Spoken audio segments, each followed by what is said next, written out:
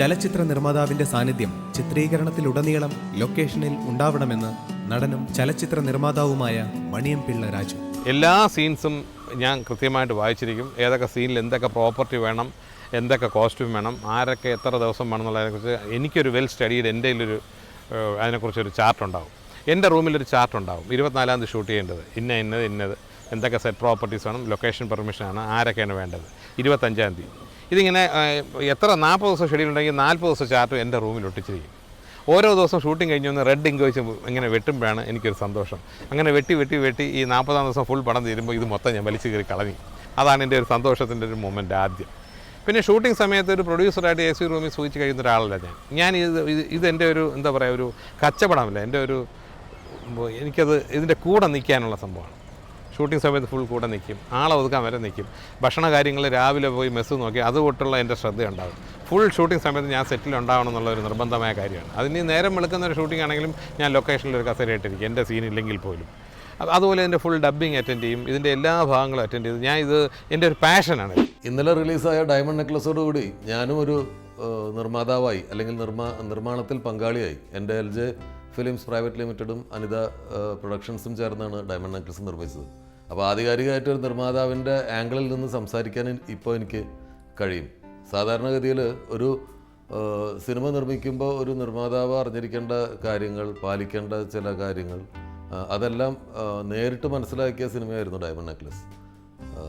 നിർമ്മാതാവിന് കഥയും തിരക്കഥയും അറിഞ്ഞാലുള്ള ഗുണം, നിർമ്മാതാവിന് ഒരു സിനിമയ്ക്ക് ആവശ്യമായ കാര്യങ്ങൾ എന്തൊക്കെയാണെന്ന് അറിഞ്ഞാലത്തെ ഗുണം ഡയമണ്ട് നെക്ലസ് ചെയ്യുമ്പോൾ എനിക്കുണ്ടായിരുന്നു. കാരണം വളരെ വ്യക്തമായിട്ട് ഈ സിനിമയ്ക്ക് എന്തൊക്കെ ആവശ്യമുണ്ടെന്ന് അറിയും, അതിന് എത്ര നേരത്തെ പ്രിപ്പറേഷൻസ് തുടങ്ങണമെന്ന് തീരുമാനിക്കാനൊക്കെ എനിക്ക് കഴിഞ്ഞു ഈ സിനിമ ചെയ്യുമ്പോൾ. അതുകൊണ്ട് തന്നെ ഒരുപാട് കോംപ്ലിക്കേറ്റഡ് ആയിട്ടുള്ള ലൊക്കേഷൻസിൽ, ഒരുപാട് റിസ്കി ആയിട്ടുള്ള ലൊക്കേഷൻസിൽ, ഒരുപാട് കിട്ടാൻ ബുദ്ധിമുട്ടുള്ള ലൊക്കേഷൻസിലൊക്കെ ഷൂട്ട് ചെയ്യുമ്പോൾ അതിൻ്റെ പെർമിഷൻ എടുക്കാനും അതിന് വേണ്ടിയിട്ട് ചെയ്യേണ്ട കാര്യങ്ങൾ മുൻകൂട്ടി ചെയ്യാനും ഡയമണ്ട് നെക്ലസിൽ എനിക്ക് സാധിച്ചിരുന്നു. ചലച്ചിത്ര നിർമ്മാണം സ്വപ്നം കണ്ടുവരുന്ന നവാഗതർക്ക് മുന്നിൽ നിരവധി ചതിക്കുഴികളും പ്രലോഭനങ്ങളുടെ മായാമറകളും ഉണ്ടാകുമെന്ന് പരിചയസമ്പന്നർ മുന്നറിയിപ്പ് നൽകുന്നു. എനിക്ക് ആദ്യം പറയാനുള്ളത്, ഈ ഒരു സിനിമ പ്രൊഡക്ഷൻ്റെ ഗ്ലാമർ അല്ല ഇതിൽ കാര്യം. അതിൻ്റെ ഡെഡിക്കേഷൻ എന്ന് പറയുന്ന ഒരാൾക്ക് അറ്റ്ലീസ്റ്റ് ഒരു കഥ സ്വന്തമായിട്ട്, അതായത് അദ്ദേഹം എടുക്കാൻ പോകുന്ന സിനിമ അല്ലെങ്കിൽ പുള്ളി ഒരു ഡിസ്കഷന് വരുമ്പം ആ കഥ വേറൊരു സുഹൃത്തിനോട് കഥയായിട്ട് പറയാനുള്ള കഴിവ് ബേസിക്കായിട്ടുണ്ടോ എന്നുള്ളൊരു ആത്മപരിശോധന ആദ്യം ആവശ്യമാണ്. കേരളത്തിൽ ഒരു സിനിമയ്ക്ക് എന്ത് ഇൻവെസ്റ്റ് ചെയ്യാം എന്നുള്ളതിനെപ്പറ്റി ഒരു പഠനം വേണം. ആ ഇൻവെസ്റ്റ് ചെയ്ത് കഴിഞ്ഞാൽ അതിൻ്റെ റിട്ടേൺ എങ്ങനെ വരും എന്നുള്ളത് പ്രതീക്ഷയാണ്. ഇതെല്ലാം കേട്ടുകേൾവി കൊണ്ടിട്ട് എടുക്കാതിരിക്കുക. പലപ്പോഴും എന്താണ് സംഭവിക്കുന്നതെന്ന് അറിയാതെ പണം മുടക്കുക മാത്രം ചെയ്തുകൊണ്ട്, അല്ലെങ്കിൽ നിർമ്മാണ കാര്യദർശി പറയുന്ന സമയത്ത് പറയുന്ന സ്ഥലത്ത് പൈസ കൊടുക്കുക എന്ന ഒരു കാഷ്യർ മാത്രമായിട്ട് പലപ്പോഴും നിർമ്മാതാക്കൾ അധപ്പതിക്കാറുണ്ട്. അങ്ങനെയുള്ള നിർമ്മാതാക്കളല്ല മുൻപുണ്ടായിരുന്നത്. അവർക്ക് കഥ എന്താണെന്ന് അറിയാമായിരുന്നു, തിരക്കഥ എന്താണെന്ന് അറിയാമായിരുന്നു, ഈ സിനിമ നന്നായി സ്ക്രീനിൽ വരണമെങ്കിൽ എന്തൊക്കെ കാര്യങ്ങൾ വേണമെന്ന് അറിയാമായിരുന്നു. പിന്നെ വേണ്ടത് കൂട്ടായിരുന്നുള്ളൊരു വായനയാണ് വേണ്ടത്.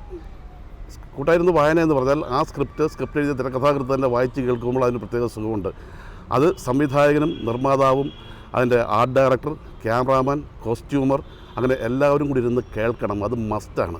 കേട്ട് കഴിയുമ്പോൾ ഈ പടത്തിനെക്കുറിച്ചൊരു ധാരണ അതിൽ പങ്കെടുക്കുന്ന എല്ലാവർക്കും ബിഫോർ ഷൂട്ടിംഗ് തുടങ്ങുന്ന വളരെ മുമ്പ് തന്നെ മനസ്സിലാകുകയും അതനുസരിച്ച് പ്രവർത്തിക്കാനും പറ്റും. അങ്ങനെ പോകുമ്പോൾ നമ്മൾ ചെയ്യേണ്ട ഒരു പ്രത്യേക കാര്യം എന്ന് പറഞ്ഞാൽ കോസ്റ്റ്യൂം, വീട്, പിന്നെ ലൊക്കേഷൻ സെലക്ട് ചെയ്യുക. ലൊക്കേഷൻ പോയിട്ട് ആദ്യം ഈ കഥയ്ക്കനുസരിച്ചുള്ള ലൊക്കേഷൻസിൽ ലിസ്റ്റ് ഉണ്ടാക്കുക. ആ ലിസ്റ്റ് ആർട്ട് ഡയറക്ടറെ ഏൽപ്പിക്കുക. ആർട്ട് ഡയറക്ടർ പോയി അതെല്ലാം കണ്ടുപിടിച്ചതിന് ശേഷം ആർട്ട് ഡയറക്ടറെയും കൂട്ടി സംവിധായകനുമായിട്ട് പോയി ഈ ലൊക്കേഷൻസ് ഫൈനലൈസ് ചെയ്യണം. ഫൈനലൈസ് ചെയ്ത് സംവിധായകൻ്റെ കയ്യിൽ നിന്ന് അതിൻ്റെ അപ്രൂവൽ വാങ്ങിച്ച് മുൻകൂറായിട്ട് വെക്കണം. ഷൂട്ടിംഗ് തുടങ്ങി കഴിഞ്ഞിട്ട് ലൊക്കേഷൻ തപ്പിപ്പോകുന്ന പരിപാടി അവസാനിപ്പിക്കണം. സെറ്റിൽ വന്നതിന് ശേഷം ഇത് കൊള്ളില്ല, വേറെ കൊണ്ടുപോകുക എന്ന് പറയാനുള്ള സന്ദർഭം കൊടുക്കരുത്. അങ്ങനെ പറയുന്ന സംവിധാനം വെച്ച് പടം എടുക്കുകയും ചെയ്തത്. ചലച്ചിത്ര നിർമ്മാണത്തിൽ ഗണ്യമായ കുറവ് വരുത്തുവാൻ പരിചയസമ്പന്നനായ ഒരു നിർമ്മാതാവിനാകുമെന്ന് ഉദാഹരണ സഹിതം പലരും സമർത്ഥിക്കുന്നു. ഇത് ഒരു സെറ്റപ്പ് വെച്ചിരിക്കുകയാണ്, ഇത്ര പേരുണ്ടെങ്കിലേ ഷൂട്ട് ചെയ്യാനൊക്കെ. അങ്ങനൊന്നുമില്ല. നമ്മളിപ്പോൾ ചെയ്ത പടം എന്ന് പറയുന്നത് ഞാൻ 60-65 പേരെ വെച്ചാണ് ഒരു സിനിമ ചെയ്യുന്നത്. ഇവിടെ ഒരു സെറ്റിൽ ചെന്ന് കഴിഞ്ഞാൽ 85 പ്രൊഡ്യൂസേഴ്സ് അസോസിയേഷൻ ഫിക്സ് ചെയ്യിക്കുന്ന ഒരു മിനിമം ഇതെന്ന് പറയുന്നത് 84 പേരെ വെക്കാണ്. ഈ 84 പോയിട്ട് 120 പേര് കുറഞ്ഞ് എവിടെങ്കിലും കാണാനും വേസ്റ്റ് ചെയ്യണം. ഒരാൾക്ക് ചിലവാകുന്ന കാശ് എത്രയാണെന്ന് ആരെങ്കിലും ചിന്തിച്ചു? കോസ്റ്റിംഗ് എടുക്കാറില്ല. ഒരാൾ ഒരു ഒരു ഒരു നമ്മുടെ ഷൂട്ടിങ്ങിനായിട്ട് വരുമ്പോൾ അയാളുടെ ചിലവെന്ന് പറയുന്നത്, ഒരാൾക്ക് ബാറ്റ, ഞാനൊരു മിനിമം ബാറ്റ എടുക്കാം, 300 രൂപ നമ്മുടെ ലൈറ്റിൽ യൂണിറ്റിന് വരുന്ന ഒരാളുടെ ബാറ്റ ഒരു ബേസിക്കായിട്ട് എടുത്തിട്ട് അയാൾക്ക് 2 കോൾ ഷീറ്റ് വർക്ക് ചെയ്യണമെങ്കിൽ 600 രൂപ. ഈ 600 രൂപയിൽ ഉള്ള ഒരാൾ കിടക്കാൻ പോകുന്ന റൂമിന് വാടക 500 രൂപ. അത് അയാൾ വേറൊരാളുമായിട്ട് ഷെയർ ചെയ്യുമ്പോൾ ഇയാൾക്ക് ഒരു 250 രൂപയും കൂടെ ഇയാളുടെ പേരിൽ വരും.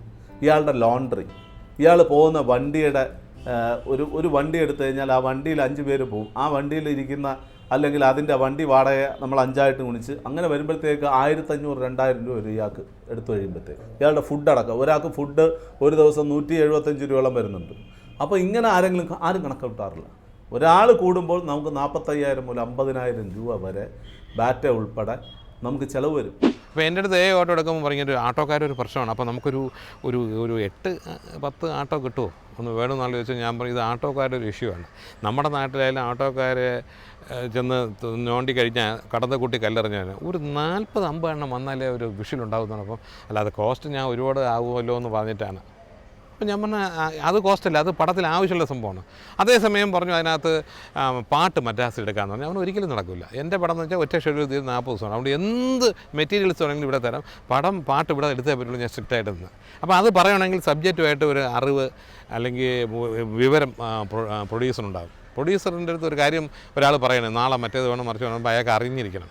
എൻ്റെ ഒരു പ്രൊഡ്യൂസർ സിനിമ കഴിഞ്ഞ് വന്നിട്ട് പറഞ്ഞിങ്ങനെ നമ്മുടെ മെരിലാൻഡിൽ നിന്ന് എടുത്ത മറ്റേ സിനിമാസ്കോപ്പ് ഗേറ്റ് നമ്മൾ കൊടുത്തയച്ചില്ല എന്ന് പറഞ്ഞപ്പോൾ പുള്ളി പറഞ്ഞു ഇതെന്തിനാണ് ഇങ്ങനെ വെച്ച് താമസിക്കുന്നത്, ഒരു ലോറി പിടിച്ച് അതൊന്ന് കൊടുത്തയച്ചുകൂടെ എന്ന് ചോദിച്ചു. സിനിമാസ്കോപ്പ് ലെൻസിൻ്റെ ഇടയിൽ നിന്നൊരു ഗേറ്റ് എന്ന് പറയുന്നത് നമ്മുടെ ഷർട്ടിൻ്റെ പോക്കറ്റിലോ കൈമടക്കിലോ ഒക്കെ ആവുന്നൊരു സാധനമാണ്.